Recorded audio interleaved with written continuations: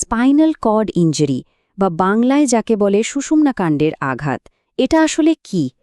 এই ব্যাপারটা বুঝতে হলে আমাদের একটা জার্নিতে যেতে হবে। দেখতে হবে যে এই আঘাতের আগে আমাদের শরীর ঠিক কিভাবে কাজ করে আর আঘাতের পর ঠিক কি বদলে যায়। চলুন তাহলে শুরু করা যাক। আচ্ছা, একটা প্রশ্ন দিয়ে শুরু করা যাক। আমাদের শরীরে তো কত কিছুই আছে, তাই না? কিন্তু সবচেয়ে জরুরি মেসেজ পাঠানোর সিস্টেম কোনটা বলতে পারেন? এমন একটা যোগাযোগ ব্যবস্থা যা ছাড়া একটা মুহূর্তও চলে না। হ্যাঁ, উত্তরটা হলো আমাদের স্পাইনাল কর্ড।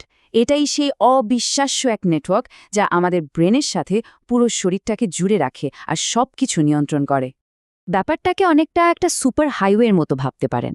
আমাদের ব্রেন হলো কন্ট্রোল সেন্টার, আর এই স্পাইনাল কর্ড হলো সেই হাইওয়ে যেটা দিয়ে ব্রেনের সব নির্দেশ মানে সিগন্যাল হোস করে শরীরের সব জায়গায় চলে যায়। আবার শরীর থেকে সব খবর, সব অনুভূতি এই একই হাইওয়ে দিয়ে ব্রেনে ফেরত আসে। কিন্তু এত গুরুত্বপূর্ণ একটা সুপার হাইওয়ে, এটা তো সুরক্ষিত থাকা দরকার, তাই না?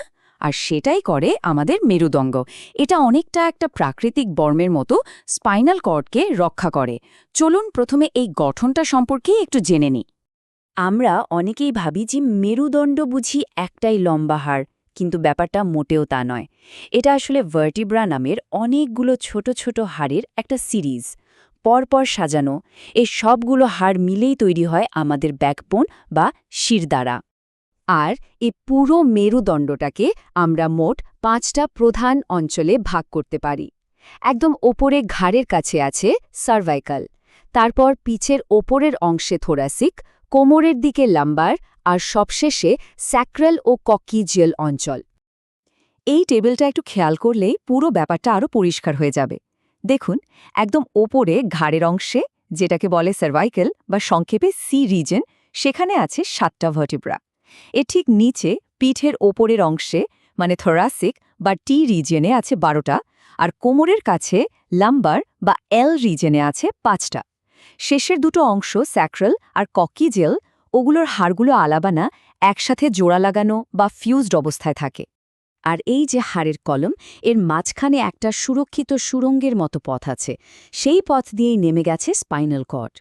এটা আসলে হাজার হাজার নার্ভ বা স্নায়ুর একটা অত্যন্ত নরম কিন্তু ঘন গোছা, যেটা আমাদের যোগাযোগ ব্যবস্থার মূল ভিত্তি। তো এই সুপার হাইওয়ের কাজটা ঠিক কি? চলুন দেখি স্পাইনাল কর্ড আসলে কোন 3টি জরুরি দায়িত্ব পালন করে আমাদের জন্য। এর কাজ মূলত 3 রকম। প্রথমটা হলো মোটর ফাংশন, মানে আমাদের নড়াচড়া কন্ট্রোল করা। আমরা যে হাঁটি, কথা বলি বা হাত নাড়াই, এই সব নির্দেশ ব্রেইন থেকে আসে এই পথে। দ্বিতীয়টা হলো সেন্সরি ফাংশন, মানে অনুভূতি। যেমন ধরুন গরম, ঠান্ডা, ব্যথা, এই সব খবর ব্রেইনে যায় এই হাইওয়ে দিয়েই। আর 3 নম্বরটা হলো অটোনমিক ফাংশন। এটা হলো শরীরের অটোমেটিক সিস্টেম, যেমন আমাদের নিঃশ্বাস, হার্টবিট, ব্লাড প্রেশার, এগুলো তো আর আমাদের ভেবে ভেবে চালাতে হয় না, তাই না? এই সব অটোমেটিক কাজও এটাই কন্ট্রোল করে। এখন ভাবুন তো, এই মসৃণ ব্যস্ত সুপার হাইওয়েতে যদি হঠাৎ একটা অ্যাক্সিডেন্ট হয়, একটা রোড ব্লক তৈরি হয়ে যায়, তখন কি হবে? ঠিক এটাই ঘটে একটা স্পাইনাল কর্ড ইনজুরিতে। চলুন এবার আমরা আঘাতের পরের পরিস্থিতিটা বোঝার চেষ্টা করি।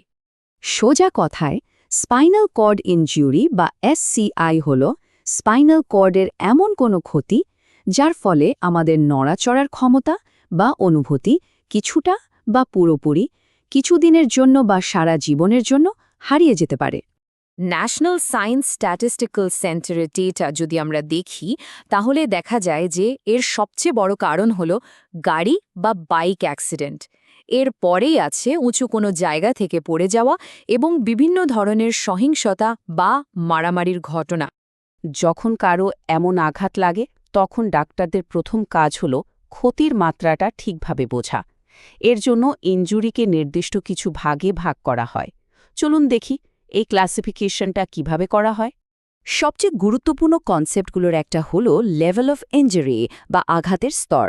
এর মানে হলো শরীরের ওপর থেকে নিচের দিকে কোন পয়েন্ট পর্যন্ত মুভমেন্ট আর অনুভূতি স্বাভাবিক আছে। যে পয়েন্টের নিচে এগুলো আর কাজ করছে না, সেটাই হলো আঘাতের লেভেল। ইনজুরিকে আরও দুটো ভাগে ভাগ করা হয়, কমপ্লিট আর ইনকমপ্লিট মানে হাইওয়ের রোড ব্লকটা কি রাস্তা পুরোপুরি বন্ধ করে দিয়েছে নাকি কিছুটা হলেও সিগন্যাল যাতায়াতের জায়গা আছে এটা বোঝার একটা খুব জরুরি উপায় আছে দেখা হয় শরীরের একদম শেষ প্রান্তে মানে স্যাক্রেল অঞ্চলে কোনো অনুভূতি আছে কিনা বা সেখানকার পেশি নিয়ন্ত্রণ করা যাচ্ছে কিনা যদি একদমই না যায় তাহলে সেটাকে বলা হয় কমপ্লিট ইনজুরি আর যদি সামান্যতম অনুভূতি বা নিয়ন্ত্রণও থাকে তাহলে সেটা ইনকমপ্লিট এই আঘাতের লেভেলের উপর ভিত্তি করে প্যারালাইসিস বা পক্ষাঘাতকে প্রধানত দুই ভাগে ভাগ করা হয় একটা হলো টেট্রাপ্লেজিয়া যেখানে হাত আর পা দুটোই অ্যাফেক্টেড হয় আর অন্যটা হলো প্যারাপ্লেজিয়া যেখানে শুধু শরীরের নিচের অংশ মানে পা দুটো অ্যাফেক্টেড হয় যখন আঘাতটা মেরুদণ্ডের একদম ওপরের দিকে লাগে মানে ঘাড়ের সার্ভাইকাল অঞ্চলে তখন যে প্যারালাইসিস হয়